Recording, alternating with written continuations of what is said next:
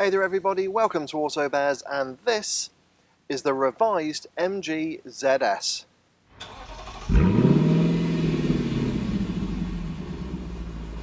When MG came back to the UK under its new Chinese owners, it came back with two new models, the 6 and the GS.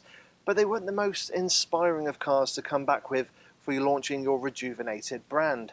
In fact, it was the ZS and the Little 3 hatchback that really caught people's attention because it was a lot of metal for your money. The ZS was so popular, in fact, it even spawned a full EV version. And if you click up in the top right hand corner, you can watch my review of that particular car. But I've got here the model 2021 version of the new ZS, and as you can see, it's got revised styling, both exterior and interior, improved technology and safety. Also, the price has gone up a bit as well. So I've had this new ZS for a week, and I'm going to let you know if it's still plenty of metal for your money. Style-wise, well, this wasn't really a weak area for the pre-faced ZS. It was a very handsome car. In fact, it looked a little bit like a Mazda CX-5, and that's no bad thing because the CX-5 was a very handsome car as well. So in fact, imitation is the highest form of flattery. But this new version of the ZS I actually think looks on much better. In fact, it looks like a bespoke model that MG have just brought out because it doesn't seem to be copying any other car. We've got very distinctive daytime running lights now, and they're mirrored at the back of the ZS, and I also love the rear light cluster as well. Reminds me of the BMW M4 GTS with those OLED LEDs. Now granted, they're not OLED LEDs, but it's a very distinctive pattern on here. But it just looks really nice as well. It's still a very handsome car. I'm loving the new Battersea blue that you can get on it. The 17-inch alloy wheels are very distinctive and diamond cut, and it does give that nice SUV appearance to it, where we got the matte plastic effect surrounding the wheel arches, so it does have a bit of a rugged look. Granted, it is two-wheel drive. But also at the front, we've got a nice combination of chrome, satin and black plastic effect. It does look incredibly tasteful. I gotta say, well done MG, because yeah, I think they've made an incredibly striking car. But you know what? That's enough of looking at the outside of this new ZS. Let's have a little look at the inside. Now, one thing I was really impressed with on the pre-facelift ZS was the level of quality on the interior. Now granted, there was majority of hard plastics, but on top of the dash it was soft, and that did surprise me. Now on this revised ZS, they've gone one better. So on the dashboard here, we actually have some leatherette here on the dash and also on the grab handle and side of the center console.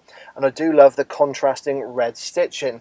It does give this new ZS a more premium feel in here.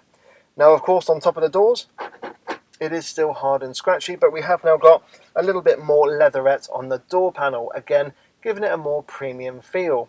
And as you can see, my left arm is actually now resting on an armrest, so that is definitely a big improvement over the pre-facelift. I actually think that MG have been listening to their customer base on where to improve this new ZS, and they've actually responded in kind, and I really think this will impress current ZS owners. Cubby spaces have been improved over the pre-facelifted ZS as well, so we still got the decent sized door bins. Okay, they're not lined with any fabric, so loose items will rattle around a bit, but you can get a medium to large bottle of drink in there, and that is something. Then in front of the gear lever, we got this little rubber tray area, which is actually big enough to hold the most modern of smartphones in there. And we've also got two USB inputs as well as a 12-volt socket, so that is very handy and very modern. Then behind the gear lever we have got two cup holders here, and I do love the fact it says new MG ZS in there on the bottom of the cup holder. But the only thing is, once this has been out a year, will that change to just MG ZS? Or do you reckon it should change to something else? Let me know in the comment section below what you think it should say from now on. And then just behind the cup holders we have got a little bit of additional storage, somewhere to put your wallet or a set of keys. And then under the armrest we have got a bit of additional space, so that is pretty handy. However, the glove box is still, I think, on a bit of the small size, and even though the book pack in there isn't the biggest, it's just not the most usable compared to some of its rivals. And again, it's not lined with any fabric, so loose items will rattle around in there. But overall, I'm just really impressed by the level of quality here in the revised ZS and some of the nice little touches that MG have put in here. So we have got contrasting red stitching on the dashboard and the seats to give it that sporty feel, and we've even got MG embossed on the headrests. It is actually a really nice touch. However, the two big highlights for this interior is the 10.1-inch new infotainment system. It is a touchscreen only, but we have got some shortcut buttons down below, and also we've got a digital display in front of the steering wheel. I am really impressed by that. That's actually a really nice touch in a car in this class. It's a very pleasant display as well. It's nice and easy to read, and using the right hand side of the steering wheel controls you can access certain elements to the driver data, so that is something. You don't really expect that on a car that costs just a little bit over £20,000. Also, the infotainment system is nice and clear and actually easy to use. I love the fact it's got Apple CarPlay and Android Auto, and the Apple CarPlay display is taking up the full screen and the icons are of a really nice size. The only downside to it is that it is quite laggy and slow to respond, so I would recommend getting all your air conditioning controls set to how you want them before you make a move. But it is a really nice display, and that's the only downside to the infotainment system. And then there is one little feature I do want to mention because it is absolutely brilliant, and I've only ever seen it on one other car, and that's a Skoda Octavia. And up here, just above the rear view mirror, we've actually got a USB input, and that is for a dash camera. I thought Skoda were just incredibly ingenious with that kind of feature, but loving the fact that MG have gone that way as well.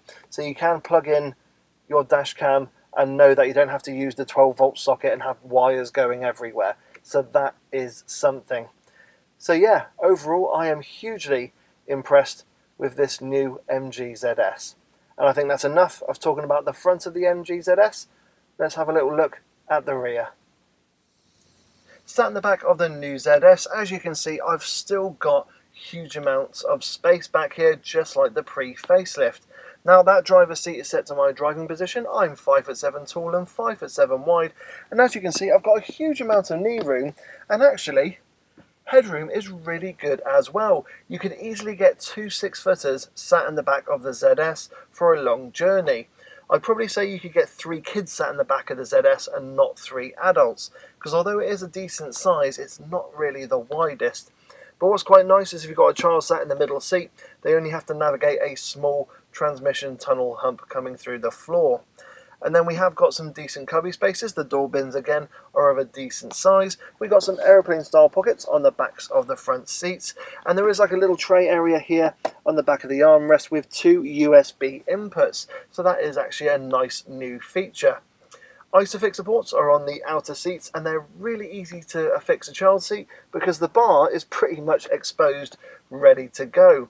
And I love the fact as well that the leather in the back here is really nice and comfortable. Again, if you've got 2 adults sat back here, they could easily enjoy a long journey in the ZS. The only downside, however, is that there is quite a thick C-pillar. Yes, there is a tiny window coming through just to add a bit of additional light, but that's not really going to help the driver. But what I do like is that the windows are nice and big, and they do open all the way down. Yes, a little bit disappointing that they're not tinted, but you know what? That's a minor quibble for the ZS. But all in all, it is really nice and comfortable back here, and yeah, it is actually really nice back here. And I think that's enough of looking at the back seats of the new ZS. Let's have a little look at the boot. Opening the boot of the new ZS presents you with 448 litres of space, which is exactly the same as the pre-facelift.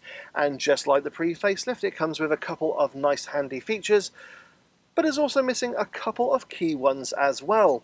Now firstly, I love the load area of the ZS. It's nice and square, and you can easily get a lot of luggage into the boot area. We have got a warning triangle here on the side, so that's a nice safety feature, as well as a couple of additional cubby spaces on the edge of the boot area. This ZS also comes with a variable boot floor as standard, and in its highest position, there's not much of a boot lip to navigate over. Of course, if you have it in its lowest position, then yes, that boot lip does increase. And on this particular car, we have got a space saver spare wheel, but without it, it would just be a tyre puncture repair kit. And that's pretty much it. We got no tethering hooks, same as the pre-facelift. We got no 12-volt socket, again, same as the pre-facelift. And that's a little bit disappointing because I would have thought that would have been kind of added to this facelifted version. Never mind though, we will have to wait for the Mark II version of the ZS when that appears in a couple of years or so. But you know what, again, for the money, it's still a huge boot area and it does beat a number of its rivals. Now the other thing I'm a little bit disappointed with is if you do put the seats down, they're not completely flat, so if you are loading any large bulky items into the back of the ZS, it could be a little bit tricky. But other than that, it is still very, very practical and just wish we had those features. But anyway, I think that's enough of looking at the boot area of the new ZS. Let's take it for a drive. So once you get driving in the revised ZS, first impressions are, well, it feels very similar to the pre-facelifted ZS. So I've got a nice high commanding driving position, I've got a brilliant view of the road ahead, and it's a nice easy car to drive. Visibility is exactly the same as the pre-facelift, so it is a little bit hit and miss. We've got some reasonably thick A-pillars, but I've not found myself looking around them at any junctions. However, if you do look over your shoulder, you find you've still got that thick C-pillar, and those little windows in there don't really help the driver. They're more to give a little bit of additional light to rear passengers. But the great thing about this new exclusive trim is that we do get blind spot monitoring as standard. So that is a really welcome addition to this new ZS. And then, yeah, as I said, it's a nice, easy car to drive and it is pretty relaxing. Now, I've got the automatic gearbox, so this is different to other ZS's I have driven, which have been either via a electronic gearbox for the EV or the 5-speed manual. And first impressions, yeah, are really good. I really am liking it. It still has that bit of ZS charm about it. So as I mentioned earlier, there are now 2 trim levels to choose from, the Excite and this top of the range exclusive. And my pick of the range would be the exclusive I'm in. You just get all the kit that you would ever need, plus a little bit more. And if safety is important for you, well, this will definitely be the one to go for. I mean, in terms of kits that you would really need, you got things like air conditioning, reversing sensors. You've actually got 360-degree cameras with a 3D function. That's something you see on premium cars like Audis, BMWs, and even Rolls-Royce. And then you've got things like the 10.1-inch touchscreen, Apple CarPlay, Android Auto, the leather interior as well. It just all adds up to the car and it just makes it feel a bit more special. Now granted, with the 1-litre turbocharged engine and the automatic gearbox, it does mean you go over that £20,000 price bracket. So some people might be just a little bit concerned that they'll be paying a bit too much, but just double check with your local dealers and make sure you can get the best price for yourself. Engine choices in the ZS range are exactly the same as the pre-facelift. So there are 2 petrol engines to choose from. There's a 1.5 litre non-turbocharged petrol unit, and that's mated to a manual gearbox only. And then there is a 1 litre turbocharged unit, and that's mated to a 6-speed automatic, and that's what I've got here. Now, if you click up in the top right-hand corner, you can watch my review of the pre-facelifted ZS with that 1.5 litre petrol and manual gearbox and see what I thought of that car. But with this automatic, it's actually surprisingly nice to drive. I mean, I thought there would be an air of, I don't know, sluggishness about it, but it's actually not too bad. When you put your foot down, there's a nice response from the engine. There's not too much in the way of engine noise coming into the cabin. In fact, the main intrusion into the cabin is actually road noise and tyre roar, and that's about it. But yeah, I do like the performance of this engine. It's got about 108, 109 brake horsepower, and in terms of economy, MG say I should get around 38.6 miles per gallon. Okay, granted, that's not very good compared to a lot of its rivals, but you will tend to pay a little bit more for those particular cars. And I'm talking about the kind of cars in the Volkswagen group. And in terms of economy, I mean, I can't really tell you what I've been getting because it's not been in miles per gallon, it's been in litres per kilometre. So I'll do a little bit of driving around today and then you'll see come up at the bottom of the screen just what I've been averaging as I convert it over. But all in all, I do like the way this 1 litre drives. It's got a nice bit of performance to it. Granted, it's not going to set your hair on fire, or in my case my beard on fire, but for everyday driving it's absolutely fine. You're not going to have any complaints with it whatsoever. So what's the ride and handling like in the new ZS? Well, it feels very much the same as the pre-facelifted ZS. It drives really nice. I mean, yes, it's not really going to threaten the rivals such as the Skoda Kamiq or the Kia Stonic, but you know what, for the price bracket it does feel really nice. I mean, driving along now, it deals with the bumps and imperfections pretty well. Some of the bigger bumps can really unsettle the ride though, and it can feel a bit fidgety at low speed, but for everyday driving it's absolutely fine. You're going to have no real complaints about this ZS. And when you're driving at speed at say 60-70 miles an hour, if you're on a nice bit of tarmac, it's absolutely fine. Yes, some bumps in the road can just, you know, unsettle it a little bit, but it remains very stable throughout. And then it comes on to things such as refinement. So driving at say 60 miles an hour, as I said, is absolutely fine. The main intrusion into the cabin, if you're on a poor bit of tarmac, is tyre noise, but if you're on a smooth bit of tarmac, it's actually wind noise coming off the A-pillars. That's the only real major intrusion.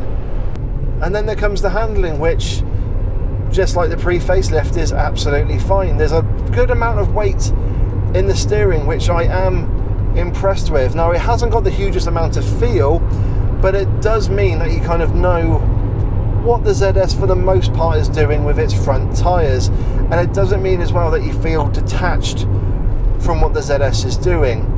Now granted, it hasn't got the driving feel of the MG3 hatchback because the steering in that is really weighted, and oh, if it just had this engine in it, it would be a really fun little hatchback, and I've always said that.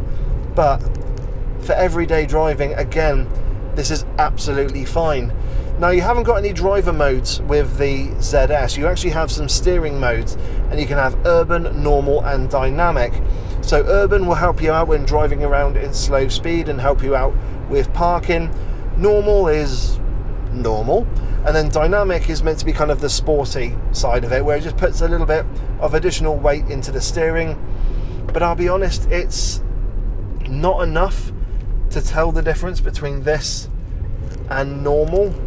So I would say just stick with normal and then just enjoy driving the ZS. That's the truth of it, really. But yeah, again, for £20,000, it rides absolutely fine. Refinement levels, yeah, if they can work on the aerodynamics and get rid of some of that wind noise, that would be lovely. And then the handling, no complaints whatsoever. Again, perfect for everyday driving. And that's the great thing about the ZS. It's not a bad car for £20,000. It's actually a good car for £20,000. Now, one thing I didn't mention earlier in regards to the interior was in front of the gear lever, we've actually got a number of buttons, and they control things like the engine start-stop system, your traction control. We've actually got a hill descent button, even though this isn't four-wheel drive, so that is quite handy if you decide to do any kind of light off-roading. And then we got that 360 camera, so you can bring it up when you want to at slow speed. Now, I did mention the 360 camera and how it comes with a 3D function, which I really love. But the other thing I really like about it is there's a nice unique feature, which is if you're driving at low speed and you indicate, it actually brings up the side of the car that you're indicating towards, so you can just see the curb or anything like that and make sure you don't hit anything. And I think that's quite a unique feature and a nice feature to have on the ZS. As I mentioned, I really love the USB input here above the rear view mirror for your dash camera. That is definitely something that I never expected again to see in this ZS. As I mentioned, only the Skoda Octavia, the new Skoda Octavia, is what I've seen it in, and if you click up in the top right hand corner, you can watch my review of that new Czech hatchback. But yeah, I really do like the fact that we've got these little buttons at the front here. We've now got an electric handbrake with an auto hold function, and yeah, that's kind of the main set of buttons we've got on this new ZS, so it is really handy.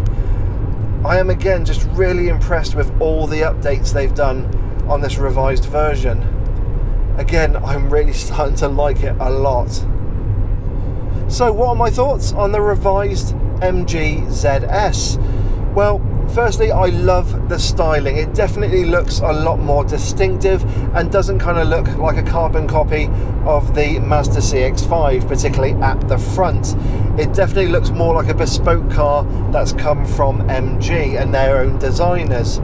The interior, I'm really impressed with as well. I love the layout. I love the amount of leatherette on the dashboard. It does give this new ZS a very premium feel to it. It is just a shame that this new infotainment system isn't quite as responsive as I thought it would be, and that is a genuine shame on this car. But all in all, at just over £20,000 for the exclusive with metallic paint and the automatic gearbox, I think it is worth it. I think you still get an awful lot of car for your money, but the problem is, because the price has gone up, it is slowly creeping towards some of those bigger rivals like the Skoda Kamiq and the Kia Stonic and Hyundai Kona, etc. And that's a battle the MG at the moment doesn't want to compete in, because it will come out second best. Now, I definitely want to drive the Dacia Duster and the new SsangYong Tivoli just to see how this compares to it. But first impressions, or first week of driving the new ZS, it still feels like good value for money, or very good value for money. The safety tech is actually really good as well. But all in all, there's a good amount of upgrades to this car, not just cosmetically, but in terms of technology. And yeah, if you're a current ZS owner, I think you're going to be very happy when you come to change your ZS for this new one, because yeah, it is still a lot of metal for your money. So everyone, I hope you've enjoyed my review of the new MG ZS.